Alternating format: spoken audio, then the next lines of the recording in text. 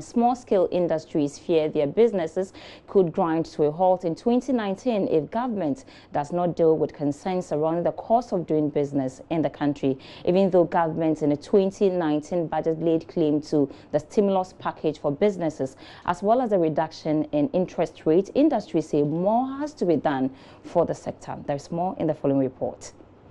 The Association of Small-Scale Industries has described 2018 as a challenging year for SMEs. At the annual general meeting, members of the association raised concerns over the high cost of doing business, which they fear could cripple 50% of SMEs if government does not intervene. Saeed Momen is national president of the association. He tells Joy Business an emergency plan must be drawn to protect small-scale industries going forward. Of our level, it's very difficult to get loans from the banks and other things because they'll be requesting for collateral here and there, and it's always a challenging and very difficult. And then even if you look at the marketing itself, you can see proliferation of people bringing in goods here and there. If you talk of Ghana beyond aid, then it means that we have to prepare seriously. Fund manager for the Business Sector Advocacy Challenge BUSAC Fund, Nicolas Guerrera, said government is in the process of securing more funds to support the sector. According to him, even though the funds previously targeted small-scale industries in the specific districts, a national reach will now be added. The funding in 2019 will still focus at national level issues and policy and legislation to help draft and improve legislation so that beyond our term, we will terminate in 2020, beyond our term, the legislation will be there and things move on. The Association of Small-Scale Industries is the apex body for micro and small-scale business associations in Ghana. The AGM brought together over 200 leaders of ASSI from across the country. Users of mobile managed platforms will be given the opportunity to do business with companies listed on the Ghana Stock Exchange beginning 2019. The Stock Exchange says it will introduce an electronic platform where investors with electronic money service providers can buy shares and trade on the secondary market. Chief Executive of the GSE, Kofi Anwa, disclosed this to Joy Business after addressing shareholders and investors when bond savings and loans took its turn are the facts behind the figures. Ebenezer Sawote has more. The Ghana Stock Exchange has commended companies like Bond Savings and Loans, MTN and other listed firms that are moving towards electronic business models. According to the Chief Executive of the Bourse, Kofi Anwa, investors with any of the mobile money service providers will be given the opportunity from 2019 to trade on the secondary markets using their mobile money platforms. This is part of measures by managers of the Bourse to boost activities in the capital markets. He disclosed that discussions are ongoing between some of the telecom operators and the Ghana Stock Exchange to make the initiative a success. Necessary IPOs, but also the emphasis on secondary market trading. If you've bought into either MTN or some other securities, if you have the mobile money application, then we should be able to, in the years ahead, allow some of these retail investors to be able to buy more or sell existing securities using the same platform. Many of them are already there in terms of this application. What we intend to do is to work with the technical team. The technical team comprised of personnel from the exchange as well as personnel from the MTN. Work with the technical team so that we can replicate what was used in the IPO stage for secondary market trading. I.e., these people already have applied under the IPO. We want to have the functionality so that going into the future, they will be able to use their mobile money applications to trade on the secondary market. That, we believe, will spread liquidity much wider and improve it. That will be the ability to have information readily available to these retail investors and also allow them to play the stock market, not only in terms of the security that they have already purchased, but in other securities that they may be interested in. He was speaking to Joy Business after meeting shareholders and investors when Bond Savings and Loans took its turn at the facts behind the figures. Bond Savings and Loans has made giant strides in its performance for 2018, despite the many challenges faced by the financial sector. Chief Executive George Ofosuhene, however, dismissed claims that the company has been affected by the current developments in the sector. In that sector hasn't affected us, and we talked about it, that there hasn't been anybody who has entered our space, has requested for his or her funds, or any company requesting for its funds that we haven't been able to meet. And it's born out of the fact that we planned, we organized ourselves, and we have been able to continuously manage the process.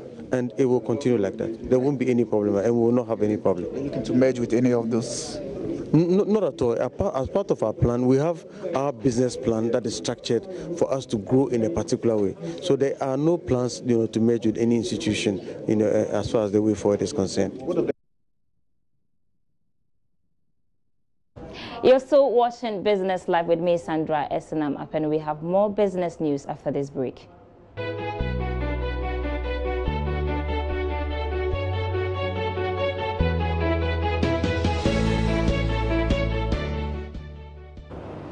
Welcome back, and if you're just joining us, this is Business Live on Joy News. To our main story for tonight, and in just 8 working days, the central bank will draw its curtains on the new minimum capital requirement. So far, 8 commercial banks, including Cal Bank and ADB, are just about to pull through with a 400 million cedis minimum capital requirement.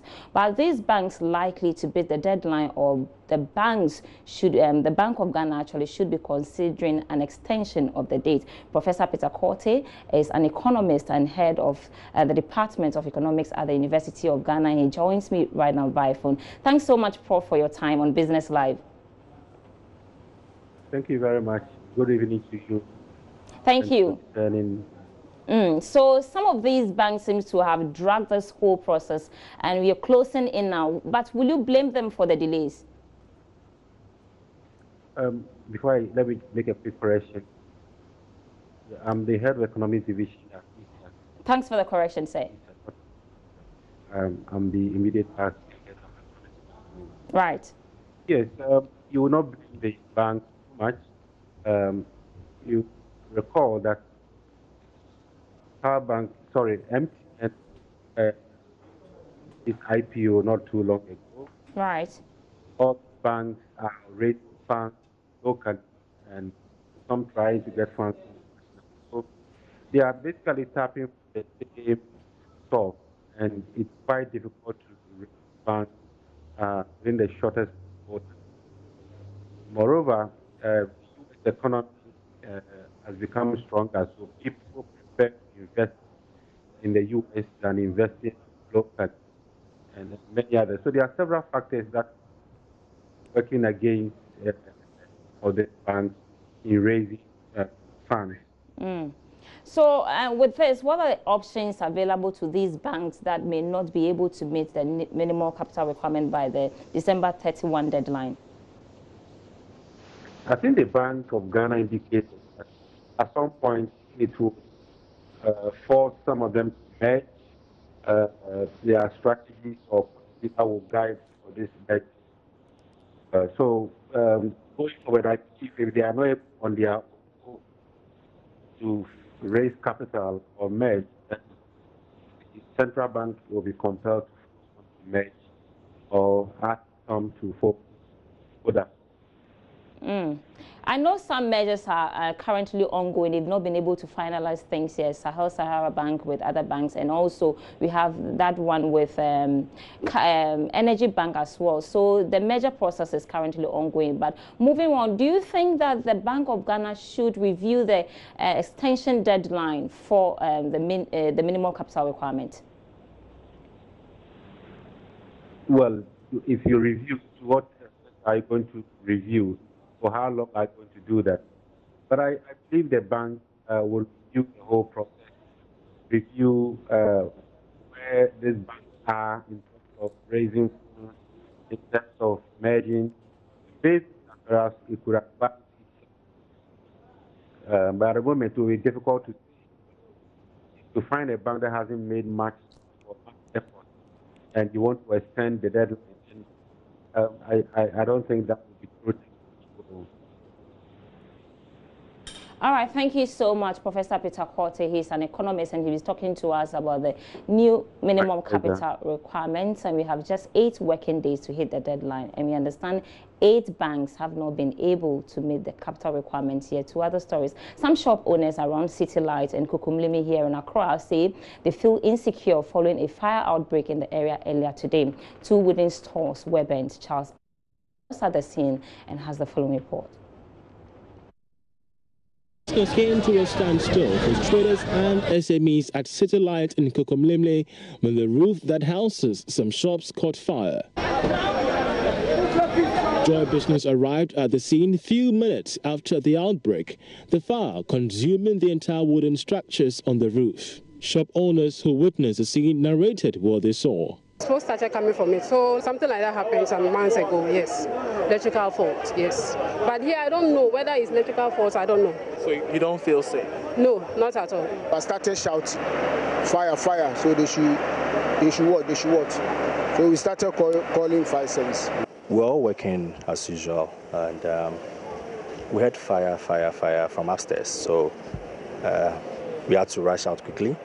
We left everything, and then when we came out, we realized there was fire upstairs. 3 gas cylinders just a few meters away from me. You could see a fan there. You could even see a book. You know, we could see that of a television satellite receiver. So you could see that this entire area was actively that of a residential one, which, according to officials of the Ghana Fire Service, should not be so, considering it was a wooden structure, considering it was built on an uncompleted building. Another interesting fact within this area are the ways by which the electricals have been connected, illegally connected. See the electrical poles all the way, and these electrical poles were connected to these wooden structure.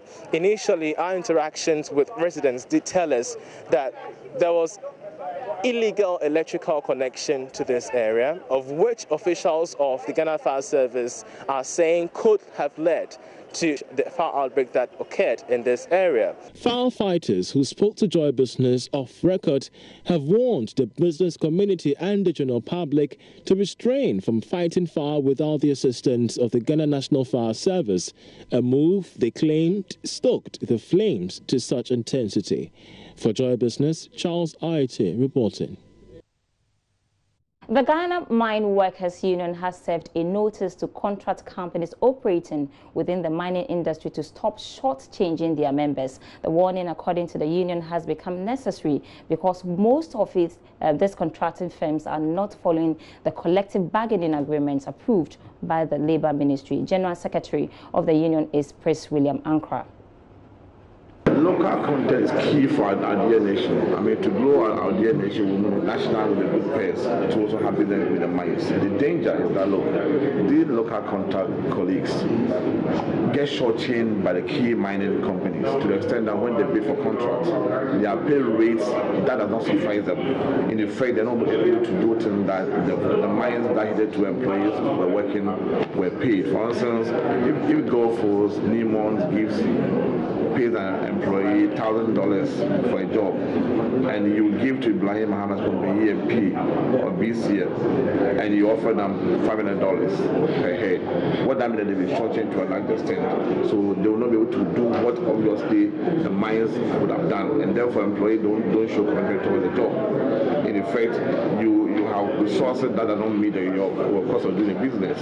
You know, so we are saying that the local content might not be shortchanged. Do what we do with them for the expert companies, in that we're strong enough to make sure the employees who end up working for them eventually will pay. Quick example, those who let go for to join EMP and ECF had their salary slide down by 40% through the bidding arrangement. So it means that for us, they would have waited to do better for the employees in question. They have an issue because the money that gets down in itself can be slight to a large extent. So waiting that look, let's make sure local content means who are competing on the same stage, and for that matter, they can do great things that the big companies would have done for, you know, the employees that hitherto had work for them. Still still stay on the mining sector, and Ghana could be losing investments in mining sector from international companies if measures are not put in place to overhaul the system. That is the assertion by the Ghana Chamber of Mines, according to its chief executive, Suleiman Kome. Though the country has the best business environment in the West Africa sub-region, recent developments are making investors shy away. I think it's a tough space.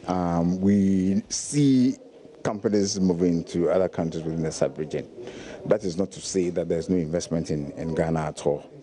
Our interest would be to see a lot more companies coming to invest, especially into exploration, delineating the ore resources, the mineral resources for eventual commercial production.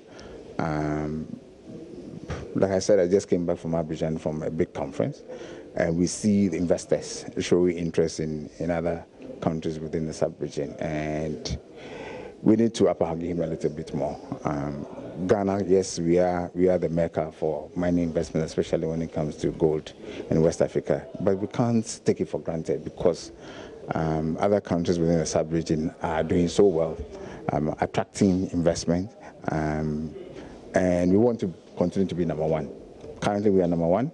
If you look at the projections of these companies I'm talking about, 5 years, 10 years down the road, certainly they'll be overtaking us if we don't do anything about the investment climate as far as mining is concerned. So we continue to engage with government for government to really understand that we can't wish mining away before. All right, so that's how we wrap up tonight on Business Live. I'm grateful for your time, but for more news, do log on to myjoyonline.com/business for more business updates. My name is Sandra Esinamapeno. Thanks so much for watching and have a great evening.